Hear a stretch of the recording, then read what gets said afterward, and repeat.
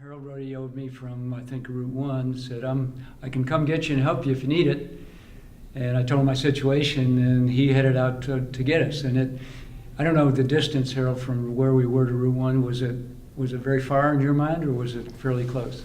Well, we were a ways away because we were already down by the river towing the tank that had been submerged that we had recovered the day before. Right.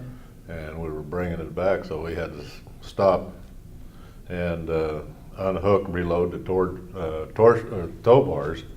And unfortunately, we had topped off at the Amtrak base the night before, so we were full of fuel. And we were able to run right up Route 1 and then, turn east and go in to your position. And as I understood it, I was supposed to pick up Armed Security on the way in. Right. And and we met Armed Security coming out, and they just continued to walk by us and smile and bow and kept on going. And we stopped and stood there and watched the whole column go on by, and couldn't find anybody that would approach us. And so at that point we were by ourselves, and then the decision was up to me, what are we going to do? Turn around or go on in?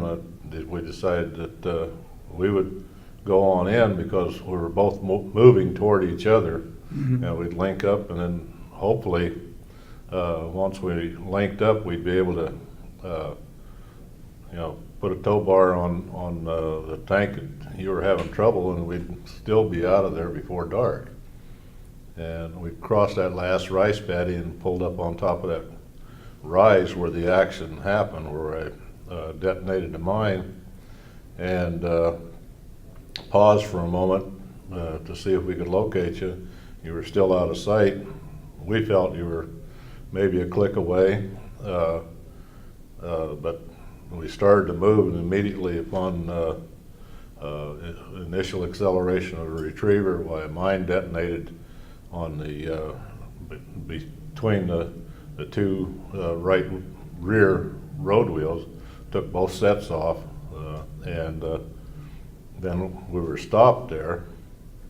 We assessed our situation real quick and decided we could short track it. In the process of my crew dismounting the retriever and starting the process, we were ambushed from three sides from that tall grass that was up there on top of that hill, all with small arms fire. And I happened to have just gotten into the tank commander's hatch on the retriever and was standing there getting ready to notify the company exactly where we were and what our situation was, and also to notify you, the 3rd Platoon, what had really happened, and that we would be able to short track and repair it and get out of there. And that's when the ambush was sprung. Just small arms fire was bouncing all around off that retriever, and shrapnel and things. I dropped down inside, tried to look out to periscopes to see where the problem was, where most of the fire was coming from, and immediately I couldn't see anything because all the periscopes were busted. They had been hit by ricochets or whatever. I tried to return fire with an M16 that we had in the cab by firing toward the rear of the retriever and to the left-hand side, and put a couple of magazines through that, and it jammed up. It was one of the worthless ones that didn't have the chrome chamber. Mm-hmm. And so I ditched that. I tried to put the 50 in operation, and it had been hit in the ammo link just outside the feed cover, so I had to break the belt and clear it. reload the 50 and put it in operation, and I started firing at the suspected positions, but I was having trouble swinging it all the way to the rear of the retriever, mainly because of antennas in the road, toolboxes, the M60 that was mounted over by the crane operator's hatch, and the crane itself. Just and about that time, they put several rounds, hit the ammo box, ammo tray carrier with the ammo box in it, and some of the ammo started to pop, and then the belt jammed up within there, and the 50 stopped firing. So I just got out, went over to the crane operator's side to get the M60, and I looked over the side, and the Mike Foster, the driver, had been hit, and he was dying or died right there, and I couldn't find the rest of my crew, but I immediately started returning fire from the top of standing on top of the retriever with the 60, and wherever I saw movement in the grass, I would bring fire upon that area. I saw some run some distance away, and toward the left, and toward a little mound, and every time I'd see them, they'd run singles, doubles, and triples, and I'd swing on them and try to cut them down, and then go back to the area right around the retriever every time something moved and was out of the order. And I went through a couple belts of ammunition, and then the barrel came out of the M60, and I caught it, reinserted the thing, and got it back into operation. And I think I just finished that belt, put another belt in, and started shooting, and it jammed again, and threw the feed cover open and looked in there, and there was one round that was picked up and was supposed to be chambered, and it went through the side of an expended round that was jammed up down underneath the feed plate, and I couldn't get it out. So I knew that that was going to take time, and right at that particular minute, one NVA soldier appeared just to the rear of the retriever, out from the shadow of the boom, and he went underneath the spade, and obviously he sprayed the underside of the retriever with his AK, and I never seen him come out, but I grabbed a couple of grenades out of the ready box in the crane operator's area, and I pulled the grenades and let the spoons fly, and then tossed them in the air behind the retriever, hoping to get an air burst on him, and I didn't see him anymore, and I with the 50 down, the 60 jammed up, had an M79 grenade launcher aboard there, and we had some HE rounds, so all the positions that I thought were suspect or saw movement, I would fire an HE round at them, and I kept that up, and of course we probably only had 15 or so, maybe even 20 rounds of HE, and that was it. So I was out of ammo there, and I started back with grenades, and I quickly ran out of the grenades that we had. So I down in the cab, pulled out another box and opened it up, and I'm in the process of unwinding, the tape and the stuff to get them out of the cardboard tubes. And in the process of that, evidently that very same NVA that sprayed the underside of the retriever came up out of the grass over on the left side of the retriever, kind of toward the rear of the cab, with his AK, started to bring it up to fire almost from the shoulder position at me, and I still had my .45 holstered, and I just quickly drew my .45 holster out of my shoulder holster, and I just swung and fired at the same time, and I evidently hit him in the head because he just kept going over backwards, and then he was out of sight. And I fired a couple more rounds right into the grass where he had went down, just to make sure that if he was wounded or something, maybe I could put some more holes in him.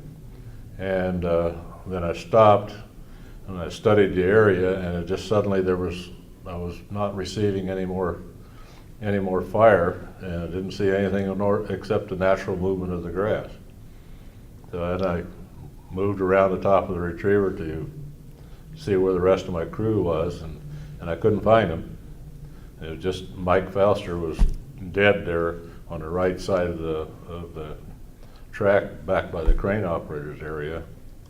So I got off the retriever and looked underneath, and I found Walkley.